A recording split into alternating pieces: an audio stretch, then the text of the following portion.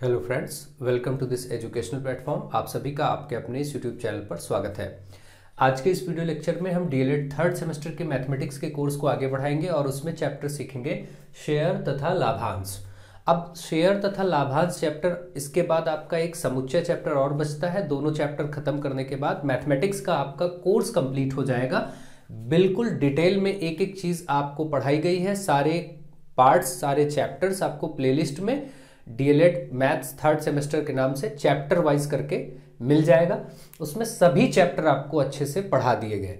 अब शेयर तथा लाभांश चैप्टर आज आपको स्टार्ट किया जा रहा है बेसिक समझ के साथ। इसके बाद अगले पार्ट में आपको इसके क्वेश्चंस कराए जाएंगे और उसके साथ हम आगे बढ़ जाएंगे। तो अगले पार्ट में ये चैप्टर खत्म हो जाएगा। फिलहाल इस पार्ट में हम आपको बेसिक सारी चीजें बताएंगे और उसकी बात करेंगे, ठीक है। तो चलिए देखते हैं। ये जो पॉइंट्स आपके सामने लिख दिए गए हैं, ये क्रम से आपको पॉइंट्स बताए जाएंगे। इतने पॉइंट की जानकारी आपको होनी चाहिए। इन पर किसी भी बात पर आपसे पूछा जा सकता है। कोई भी प्रश्न डायरेक्ट भी पूछा जा सकता है कि शेयर का बाजार मूल्य क्या है या फिर अधिमूल्य अवमूल्य क्या है। ये सब आपसे पूछा जा सकता है, ठीक है। तो चलिए अच्छे से समझते हैं और देखते हैं शेयर तथा लाभांश। आप लोग वीडियोस को ज्यादा से ज्यादा शेयर करते रहिए, लगातार लोगों तक पहुंचाते रहिए। अब चलिए देखते हैं। देखिए, शेयर और लाभांश चैप्टर में सबसे सिंपल सी बात, सबसे पहली बात ये की जाए, जैसा इस चैप्टर का नाम ही है, अगर मैं इसकी डिटेल करूं तो शेयर क्या है? शेयर करना यानी कि हिस्सा या पार्ट, किसी चीज का हिस्सा या पार्ट, ठीक है। तो अगर हम किसी चीज को किसी के साथ शेयर करते हैं, मतलब उसको उसके हिस्से करते हैं, उसका पार्ट करते हैं, उसको डिवाइड करते हैं, ठीक है, तो ये तो हुआ शेयर। और अब वो शेयर पर यहाँ कंपनियां होती हैं, बड़े बड़े उद्योग होते हैं, ठीक है, बड़े बड़े व्यापार होते हैं।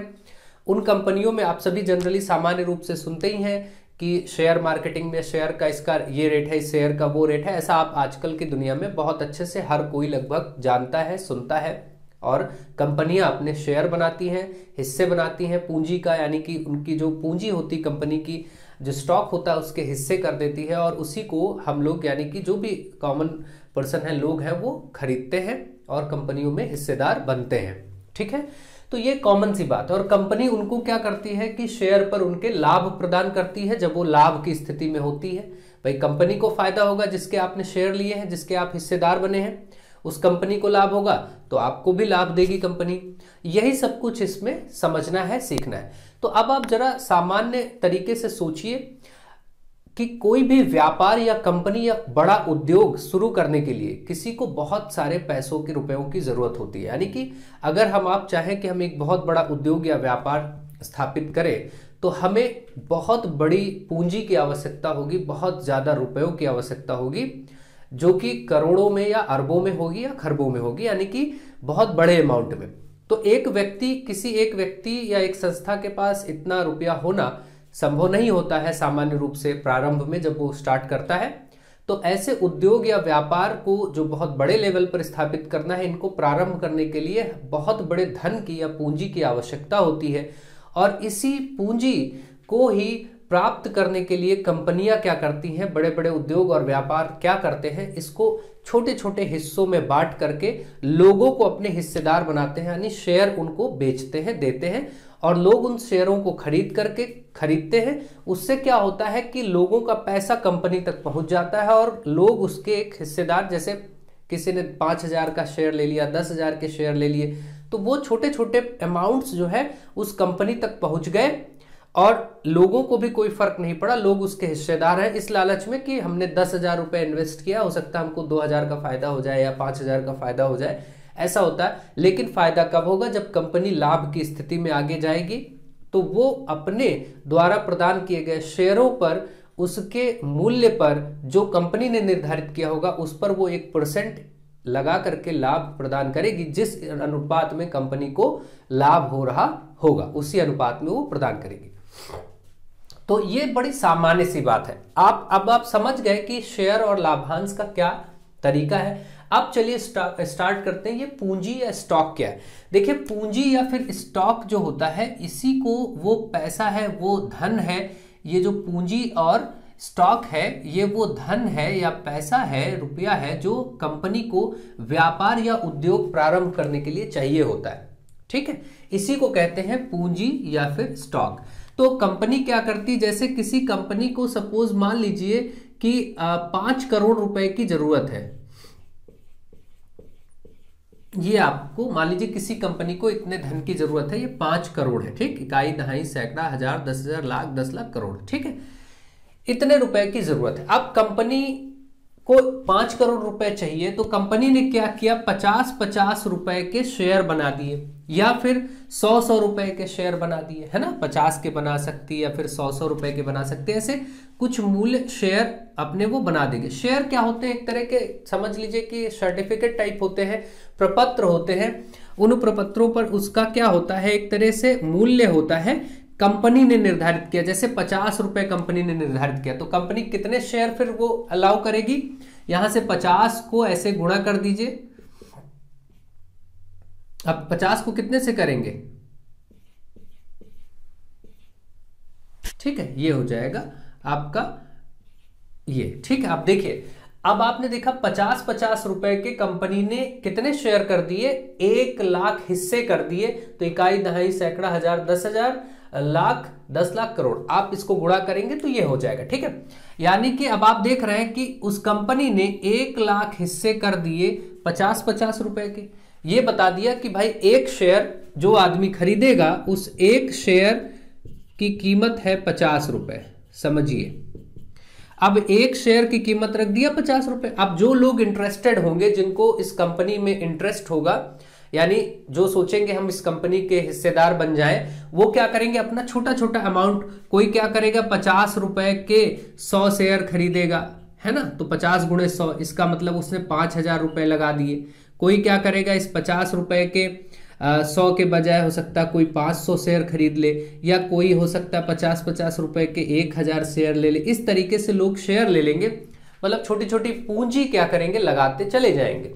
यही पूंजी कंपनी तक बड़े रूप में पहुंच जाएगी और कंपनी का व्यापार प्रारंभ हो जाएगा, और उसको जो लाभ होगा, उस लाभ को वो लोगों में वितरित करेगी। लाभांश उसी को कहेंगे आगे चल करके। लाभांश हमेशा कंपनी द्वारा निर्धारित मूल्य पर दिया जाता है, और कंपनी द्वारा निर्धारित मूल्य क्या कहलाता है, अंकित मूल्य या सम मूल्य। अभी इस पर हम लोग आ रहे हैं, ठीक है, ये बात आप यहीं से बल्कि समझते चलेंगे। तो आपने समझा कि ठीक है, कंपनी ने पत्रों के आधार पर ऐसा कुछ नहीं दिया कि उसने कोई सामान दिया, कोई चीज दी आपको, आराम से आप उसको घर में रखे हुए प्रयोग कर रहे हैं, ऐसा नहीं। आप कंपनी के हिस्सेदार बन रहे हैं, आपने अपना रुपया वहां पहुंचा दिया, धन, यानी कि वो धन उस एक सिस्टम के अंतर्गत एक तरीके से कंपनी तक पहुंच गया। बीच में बहुत सारे बिचौलिए होते हैं, बहुत सारे मीडियम्स होते, माध्यम होते हैं, बीच में ऐसे में दलाल भी आते हैं। इन स्थितियों में अभी हम लोग देखेंगे, यहां पर देखिए दलाली भी आएगी, ठीक है, बहुत कुछ होगा। क्योंकि बड़ी कंपनी के आप जब हिस्सेदार बनते हैं, शेयरधारी बनते हैं, तो अब आप देख रहे हैं यहां पर एक बात और आई, शेयर आप समझ गए, तो शेयरधारी क्या है, जो जिन लोगों ने शेयर लिया, कंपनी का शेयर या हिस्सा, हिस्सेदार जो बने, उन्हीं को शेयरधारी या अंशधारी कहा जाता है, ठीक है। ये बड़ी सामान्य बात होगी। तो ये 2 पॉइंट तो आपको क्लियर हो गए। अब ये आता है थर्ड पॉइंट, अंकित मूल्य, सम मूल्य, फेस वैल्यू, पार वैल्यू, प्रत्यक्ष मूल्य। ये एक ही चीज के नाम है। कंपनी द्वारा निर्धारित शेयरों का जो मूल्य होता है, कंपनी जो निर्धारित करती है, जैसे यहां मैंने 50 रुपए निर्धारित किया, अगर कंपनी ने एक शेयर का मूल्य 50 रुपए निर्धारित किया, तो ये उस शेयर का अंकित मूल्य होगा। यानी उसको अंकित मूल्य कह सकते हैं या प्रत्यक्ष मूल्य कह सकते हैं। जो कंपनी निर्धारित करती है, हिस्से बनाती है शेयरों के, वो कंपनी द्वारा निर्धारित मूल्य को ही अंकित मूल्य कहते हैं उस शेयर का, या प्रत्यक्ष मूल्य कहते हैं, या सम मूल्य भी उसका एक नाम है। कहीं कहीं फेस वैल्यू लिखा मिलेगा, कहीं कहीं पार वैल्यू भी लिखा मिलेगा, सब एक ही नाम है जितने ये लिखे हुए, ठीक। तो कंपनी द्वारा, अगर कंपनी ने 100 रुपए किसी एक शेयर की कीमत बताई, लिखी है पत्र पर, कागज, मान लीजिए ऐसे कोई भी प्रपत्र है, कोई चीज है, 100 रुपए निर्धारित है, तो कंपनी द्वारा निर्धारित ये जो मूल्य है 100 रुपए, इसी को अंकित मूल्य या प्रत्यक्ष मूल्य कहेंगे, या फिर सम मूल्य या फेस वैल्यू या पार वैल्यू, ये सब नाम इसी के हैं जो कंपनी ने मूल्य निर्धारित किया। तो मुझे आशा है आप ये बात समझ गए होंगे, ठीक है। अब यहां से एक बात आती है, फिर बाजार मूल्य क्या है। बाजार मूल्य ये है कि कंपनी ने तो 100 रुपए बनाए शेयर के, लेकिन मार्केट है पूरी शेयर की, आप सभी जानते हैं हर चीज की, उसमें क्या होता है, अब वही शेयर लोग जब धीरे धीरे जुड़ेंगे, जब नई कंपनी प्रारंभ होगी उसके साथ उनके लोग बढ़ते जाएंगे, वो कंपनी लाभ की स्थिति में होगी या जिस भी स्थिति में होगी, तो लोग क्या करेंगे, बहुत बड़ी पॉपुलेशन, बहुत बड़ी संख्या में लोग हैं, वो क्या करेंगे, उसको खरीदना चाहेंगे।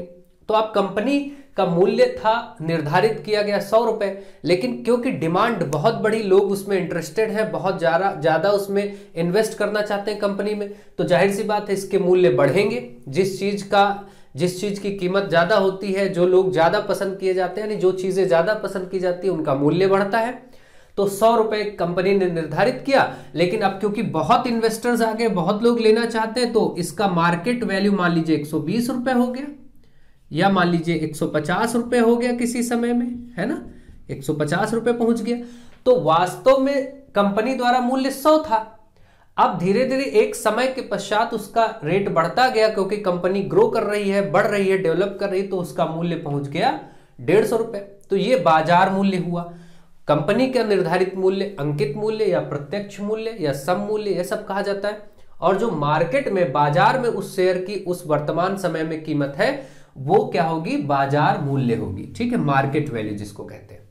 तो मुझे आशा है यहां तक आप समझ गए होंगे। लाभांश क्या होता है, लाभांश कंपनी अपने शेयरधारियों को, जो उस कंपनी के शेयरधारी होते हैं, अंशधारी होते हैं, उनको कंपनी क्या करती है, लाभ प्रदान करती है। जब उसको लाभ होता है तो उसी को क्या कहा जाता है, लाभांश। और लाभ प्रदान कंपनी हमेशा अंकित मूल्य पर करती है, अपने द्वारा निर्धारित रेट पर करती है। जैसे कंपनी ने 100 रुपए निर्धारित किया है और वो 5% का लाभ दे रही है, तो वो 100 का 5% ही लाभ देगी। ठीक है, ये नहीं वो लाभ की स्थिति में आपका मूल्य, आपने 120 में खरीदा, 130 में खरीदा, इससे मतलब नहीं। आपको जो लाभ वाला अमाउंट कंपनी देगी, वो क्या करेगी, वो 100 का 5% बढ़ा के आपको दे देगी। आपने 130 का लिया था, तो ऐसा नहीं है कि आपने 130 का लिया था वो 130 का 5% देगी, ऐसा नहीं है। वो 130 का शेयर आपने जरूर लिया, लेकिन कंपनी जो 5% लगाएगी वो इस 100 रुपए पर ही लगाएगी जो कंपनी ने दिया था। मतलब कंपनी केवल आपको 5 रुपए लाभ देगी, तो आपको 135 रुपए लाभ मिलेगा। ठीक है, मतलब वो शेयर 130 में लिया था और आपको 135 रुपए उस शेयर के प्राप्त होंगे, 5 ही रुपए बढ़ के मिलेंगे। ऐसा नहीं है कि आप सोचें कि हमने 150 रुपए का शेयर खरीदा, तो अगर हमने 150 का शेयर खरीदा तो जाहिर सी बात है इस हिसाब से 5% आपको लगभग 15, 25, 75, 7.5 रुपए मिलना चाहिए। 7.5 नहीं मिलेगा, बल्कि आपको क्या मिलेगा, सिर्फ 5 रुपए ही मिलेगा। मतलब 150 रुपए का आपने शेयर खरीदा था, आपको 155 रुपए ही कंपनी उसके प्रदान करेगी लाभ की स्थिति में।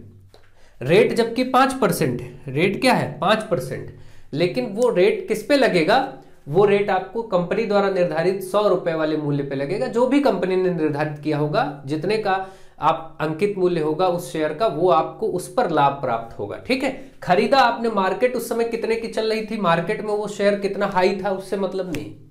ठीक, लाभ आपको हमेशा उस 100 रुपए पर ही कंपनी देगी। तो ये कुछ कुल मिलाकर के सिस्टम है। अब यहां तक 1 मिनट के लिए रुकते हैं और कुछ बेसिक बातें और कर लेते हैं। जैसे कि यहां पर आपने देखा कि भाई कंपनी ने मान लीजिए 50-50 रुपए के शेयर बना दिए, तो अब आप बताइए, आपको दिख रहा है ना कितने शेयर बने, 1 लाख शेयर बने, क्योंकि 5 करोड़ रुपए हमने यहां पर निर्धारित किया था। 5 करोड़ रुपए अगर कंपनी को व्यापार स्टार्ट करने के लिए चाहिए था, तो उस 5 करोड़ रुपए में कंपनी ने 50-50 रुपए के शेयर बनाए, तो कितने शेयर बने, 1 लाख शेयर बने। 1 लाख शेयर आपके बने। अब कभी भी इस तरीके से प्रश्न, बेसिक सा प्रश्न आ सकता है कि भाई एक कंपनी ने 50-50 रुपए के शेयर निर्धारित किए, तो आप 5 करोड़ रुपए की पूंजी के लिए कितने शेयर होंगे। तो शेयरों की संख्या अगर निकालनी हो कि भाई शेयरों की संख्या कितनी बनेगी, तो ये तो बड़ी सिंपल सी बात है ना कि शेयरों की संख्या आप तुरंत निकाल लेंगे कि भाई टोटल 5 करोड़ था, 5 करोड़ रुपए की पूंजी चाहिए थी, और एक शेयर 50 रुपए का है, उससे डिवाइड कर दीजिए, तो क्या होगा, तुरंत ही आपको पता चल जाएगा कि भाई ठीक है, इसका मतलब ये 1 लाख रुपए 10 लाख रुपए आपको चाहिए होंगे। ठीक है, यहां पर देख लीजिए, यहां पर मिस्टेक हो गई थी, इकाई, दहाई, सैकड़ा, हजार, 10,000, लाख, 10 लाख ही होगा, 1 जीरो और बढ़ाना पड़ेगा। तो आप क्या करेंगे, ये चीज आपकी हो जाएगी 10 लाख। ठीक है, कितना हो जाएगा, 10 लाख, इकाई, दहाई, सैकड़ा, हजार, 10,000, लाख, 10 लाख, ये आपका हो जाएगा। तो इस प्रकार से आप यहां पर देखेंगे कि 10 लाख शेयर कंपनी को आमंत्रित करने पड़ेंगे, देने पड़ेंगे। इस 10 लाख शेयर पर आपको जाकर के खरीदारी या जो भी करना होगा, कंपनी ने इतने शेयर निकाल दिए, अब लोग इसको खरीदेंगे। अब वही चीज है ना, लोग बहुत सारे हो गए, बहुत सारे लोग इन्वेस्ट करना चाहते हैं, तो यही मूल्य उस शेयर का बढ़ता रहेगा। मार्केट में अपना कोई शेयर बेच देगा ज्यादा मूल्य लगा के, कोई उसको ले लेगा, फिर और मूल्य बढ़ जाएगा, उसको कोई दूसरा ले लेगा, या कभी मूल्य घट जाएंगे, कंपनी हानि में भी हो सकती है, तो आपको घाटा भी हो सकता है। नहीं, जो भी इंसान लेगा, जो शेयरधारी है, उसको नुकसान भी होता है और फायदा भी होता है। तो शेयर मार्केट ऐसे ही चलती है, ठीक है। तो आपने ये देखा कि भाई ये 5 करोड़ रुपए का मामला था, इसको इस प्रकार से डिवाइड कर दिया गया कि 10 लाख शेयर में बट गया, ठीक है। 50 रुपए के हिसाब से। ये इसका कुछ सिस्टम है, पैटर्न है, जिसको आपको समझना था और आगे बढ़ना था, ठीक है। तो इस प्रकार से आपने इसको समझा। यहां तक लाभांश तक की बात हम बहुत अच्छे से समझ गए हैं। अब लाभांश के बाद की बात आती है, अगला पॉइंट है शेयर का विक्रय मूल्य। विक्रय मूल्य क्या होगा? तो शेयर का जो विक्रय मूल्य होगा, वो विक्रय मूल्य वो होता है जिस रेट पर उसको बेचा जाता है ना। यानी कोई शेयर जिस रेट पर बेचा जा रहा है, बाजार मूल्य जो उस समय है, वो उसका विक्रय मूल्य है। अब मान लीजिए किसी के पास शेयर है, वो अपने शेयर बेचना चाह रहा है, ठीक है, तो कोई खरीदेगा तो कोई बेचेगा। अब आप देखिए यहां पर 3 तरह की बातें और आई। समतोल, अब इसको मैं यहां से हटाता हूं और फिर आपको ये चीजें समझाता हूं। अब आप देखिए, अगला पॉइंट है समतोल मूल्य। ये समतोल मूल्य क्या है? समतोल मूल्य तब होता है जब उस शेयर का जो विक्रय मूल्य है, विक्रय मूल्य बराबर हो जाए उस कंपनी के द्वारा निर्धारित मूल्य के, यानी अंकित मूल्य। अंकित मूल्य कहे या प्रत्यक्ष मूल्य कहे, ये सारे नाम इस लाइन में लिखे हैं, देख लीजिए। ये बराबर हो दोनों तो कहा जाएगा कि वो जो शेयर है उसका विक्रय मूल्य समतोल मूल्य पर है, समतोल मूल्य पर है, ठीक है। कब? जबकि उसका बेचा जाने वाला मूल्य उसके कंपनी द्वारा निर्धारित मूल्य के बराबर। जैसे कंपनी ने 100 रुपए बनाए थे और 100 ही रुपए का शेयर बिक भी रहा है, ना बढ़ रहा है ना घट रहा है, तो ऐसी स्थिति में वो समतोल की स्थिति में है। दूसरी स्थिति बनती है, देखिए, अधिमूल्य। अधि मतलब अधिक, है ना। जैसा आप बोलते हैं अधिवर्ष, तो आप जानते हैं उसी को लीप ईयर कहते हैं। समय 101 दिन 365 दिन में बढ़ के 366 हो जाते हैं, वहां पर अधिवर्ष। अधिवर्ष का मतलब होता है अधिक। ऐसे यहां अधिमूल्य मतलब मूल्य बढ़ जाना, है ना, अधिक मूल्य होना। तो कंपनी ने अगर सपोज 100 रुपए बनाए थे, लेकिन उसको 100 रुपए की बजाय वो शेयर बिक रहा है, बिक्री हो रहा है 120 का, तो इसका मतलब ये बढ़ के बिका। तो इस स्थिति में क्या कहा जाएगा कि उस शेयर का जो विक्रय मूल्य है, विक्रय मूल्य वो ज्यादा है, बड़ा है। किससे? किससे बड़ा है? अंकित मूल्य या प्रत्यक्ष मूल्य से बड़ा है, ठीक। तीसरी स्थिति आती है किसकी? अवमूल्य की। अब ये अवमूल्य क्या है? अवमूल्यन अभी आपने पढ़ा था। देखिए, मैंने आपको चक्रवृद्धि ब्याज वाले चैप्टर में भी ये वर्ड का इस्तेमाल हुआ था। अवमूल्यन होना मतलब घटना। अवमूल्य होगा जब भी तो वो घटेगा। जैसे आप बोलते अवरोही, अवरोही क्रम में घटना होता है ना, अव वर्ड जहां आता है वो घटता है, तो इसको याद रखिए। तो यहां पर क्या होगा? जो शेयर का विक्रय मूल्य होगा, विक्रय मतलब जिस मूल्य पर वो बिकेगा, वो कम होगा उसके अंकित मूल्य, यानी कंपनी द्वारा निर्धारित मूल्य, उसके अंकित मूल्य से क्या होगा? कम होगा। यानी कंपनी ने अगर 100 रुपए निर्धारित किए थे, तो हो सकता है ये 90 रुपए का ही बिक रहा हो। इस स्थिति में कंपनी ने तो 100 निर्धारित किए थे, लेकिन बिक रहा है 90 में। इस स्थिति में ये जो मूल्य होगा, यानी उस शेयर का जो विक्रय मूल्य होगा, वो अवमूल्य की स्थिति में हो रहा होगा। यानी जिस रेट पे शेयर बिकना चाहिए वो घाटे के स्थिति में है। तो ये 3 वर्ड थे जिनको आपको समझना था। मुझे आशा है आप ये भी बहुत अच्छे से समझ गए होंगे कि ये क्या होता है, ठीक है। तो ये भी आपका हो गया, ये पॉइंट। अब दलाली वर्ड आ गया। दलाली आप सभी जानते हैं, कभी भी जैसे कोई प्रॉपर्टी खरीदी जाती, बेची जाती, जमीन घर आदि लेते, तो लोग उसमें क्या करते हैं, अपना एक परसेंटेज जो आदमी आपको दिलाने जाता है वो दलाली, उसी को दलाल या ब्रोकर या ब्रोकरेज ये सिस्टम होता है, वहां वो जा करके अपना 1% लेता है। हमेशा हर व्यक्ति कोई भी चीज अगर बीच में दलाल आया, ब्रोकर आया, तो उसको 1% चाहिए होगा। जैसे 100 रुपए की कोई चीज उसने दिलाई और उसने कहा हम 2% लेंगे, है ना, तो दलाली उसकी 2% है वहां पर, इसी को दलाली कहा जाता है। 100 रुपए की चीज वो दिला रहा है, दलाली उसको चाहिए 2%, तो 100 रुपए का 2% कितना होगा, 2 ही रुपए होगा। 2 रुपए की दलाली उसको चाहिए, तो आपको उस शेयर के लिए 102 रुपए देने पड़ेंगे, है ना। जब आप खरीद रहे होंगे शेयर तो आप 102 रुपए दे रहे होंगे, था 100 रुपए का, लेकिन दलाल के थ्रू लिया है आपने, दलाली देनी पड़ेगी, तो 2% रेट था। अगर 5% होता तो 5 रुपए देने पड़ते, इसी हिसाब से जितना भी हो तो वो देना पड़ेगा, तब शेयर लेंगे। इसी तरीके से शेयर को खरीदते समय और शेयर को बेचते समय, है ना, अगर आप दलाल के माध्यम से बेचते हैं, अब मान लीजिए 100 ही रुपए का आपको बेचना है, 100 रुपए का बेचना है शेयर और दलाल के थ्रू बेचा, तो उसने अगर 5% अपना रेट बनाया तो आपको 5%, आप 100 रुपए का ये जो चीज बेच रहे हैं वो 100 का ना होकर के उसमें दलाली माइनस हो जाएगी। 100 रुपए में 5 रुपए माइनस हो जाएगा, मतलब आप उसको 95 रुपए में ही आपको प्राप्त होंगे। 5 रुपए चले जाएंगे उस दलाल के पास, है ना, ब्रोकर के पास। तो ये स्थिति है, ये होता है। यानी खरीदते समय भी आपको दलाली देनी पड़ेगी, जो भी परसेंट हो उसको ऐड करना पड़ेगा। यानी कि उस शेयर का जो बाजार मूल्य है, उस समय जो शेयर का बाजार मूल्य है, जिस मूल्य पर आप खरीद रहे हैं, उस बाजार मूल्य में प्लस करना पड़ेगा दलाली को, दलाली आपको देनी पड़ेगी। ये स्थिति बनेगी। ठीक कब, जब आप शेयर खरीद रहे हैं, शेयर खरीदते समय और शेयर को बेचते समय, शेयर बेचते समय भी आपको दलाली माइनस करनी पड़ेगी। यानी कि जो बाजार मूल्य होगा उस समय शेयर का, जितने रुपए में वो शेयर जो आपने खरीदा था, अब आप बेच रहे हैं, भले आप प्लस में हैं, जो भी है इससे मतलब नहीं है, उस समय वर्तमान समय जब आप बेच रहे होंगे, उस समय हो सकता है आपने 100 रुपए की चीज खरीदी थी, वो 150 की हो गई हो, तो आप उस 150 रुपए का जो भी दलाली होगा 2%, अगर 2% है, मान लीजिए ऐसे समझिए कि आपने 100 रुपए का लेकर के रखा था शेयर, और इसमें भी आपने दलाली दी थी लेते समय, वो अलग बात है, लेकिन बेचते समय उस शेयर की कीमत 150 रुपए हो चुकी है।